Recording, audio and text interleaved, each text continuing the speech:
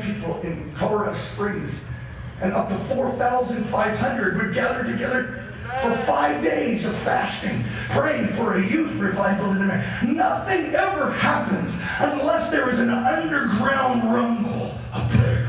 Right. Hallelujah. The only thing Jesus left behind when he left the earth was a prayer meeting. And only a prayer meeting can open up heaven. We've been trying to open it up with everything we have in our program arsenal. But God says, I will open up heaven. Listen, Muslims understand it more than we do. Theirs is a prayer culture. We have a prayer meeting. How's a prayer meeting going to contend with a prayer culture? Jesus said, my house shall be called a house of prayer. It's not just going to call it that. It's going to be the very distinctive nature of what he builds would be a house that looks, it's a culture of prayer for all ethnic groups. That's why we're going to Detroit, black and white together, finding. If we can't get it together in the church, how's Detroit going to get through its fractured society? Your house is left to you desolate, but my house shall be called a house of prayer for all ethnic groups. It's time for the church to find one another, because if we don't, there is no hope for America. We're going to come together, black and white, in Detroit, and we're going to cry to God, answer us from heaven. Hallelujah. So in 1999, I was praying, God, how can I, maybe you've heard this story, but Come on. 1999, I was praying, and I came into a groaning in my heart. I was reading a book about Nehemiah's massive mobilization project. Something began to groan within me, and I began to dream big dreams in my heart. And I began to cry out to God. I remember groaning, God, how can I turn America back to God? How can I... we need to pray prayers way beyond ourselves. There's a movement inside of you. You're pregnant with holy seed to groan and give birth to something beyond the comfort of your own family. God will break the economy to drive us to Him. And then ravens will feed us. And Jezebel and her sexual systems will be challenged when the new breed arises out of the economic collapse of America's history. The spirit and the power of Elijah will come on a generation. I'm praying, I'm groaning, God, how can I turn America back to God? This woman comes to me, this old lady, pretty old. She says, you don't know who I am, but the Lord told me I'm to pay your salary this year. Because you're going to start something with the youth of American prayer that will change the destiny of the nation. And I'm thinking, who are you, lady? I took her money.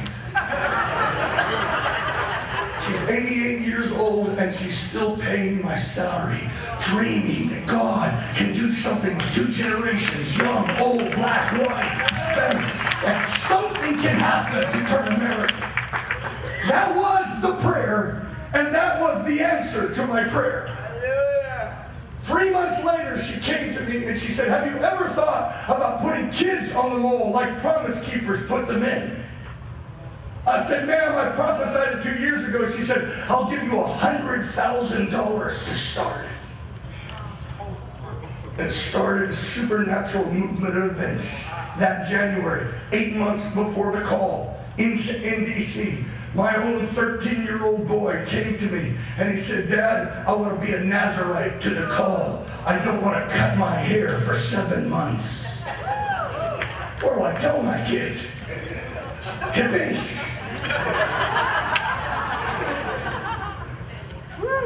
He says, Dad, I want to go on a 40-day fast on juice. 13-year-old.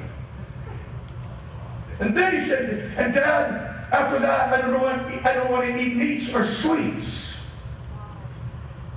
Till the call. And I don't want to play baseball this year. Best pitcher on this team. Dad, all I want to do is pray for revival with you. I tell the story not to boast so much about my son, but I boast about my son.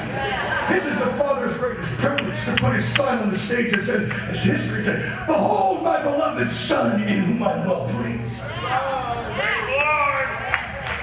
What do I tell the kid? You're too extreme?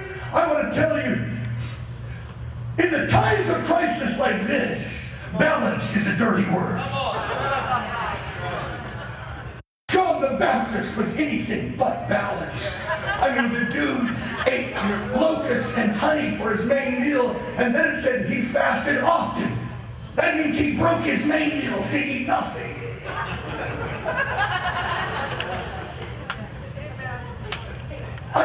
I believe in balance.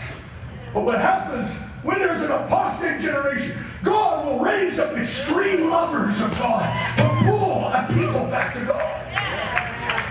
And anoint with a voice.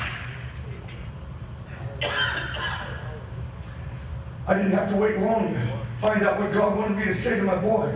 At 4 o'clock in the morning, I was wakened by an audible voice 3 times in my life. And booming voice said, America is receiving her apostles, prophets, and evangelists, but it has not yet seen her Nazarites. I want to tell you, I've been praying that prayer for 11 years. God, raise up Nazarites that have never been seen. Guys that have the very voice of John the Baptist, or singing, who don't sell their soul to a stage, but behind the stage they pray and fast until heaven gives them a voice. And when they get a voice, who are you? Are you a prophet? No, I'm not a prophet. Are you Jeremiah? No, are you? No. Then who are you? He says, John the Baptist says, I am the dude you've been reading about in Isaiah 40 all your lives. I am a voice crying in the wilderness. Can you imagine the freak out of the Pharisees that took place when he says, I am the guy of Isaiah 40. I tell you, God gives a voice to a young man, young woman, old man, middle child. With a voice, it drives away low self-esteem. Baptizes you in confidence. You know who you are when you find your name in the book.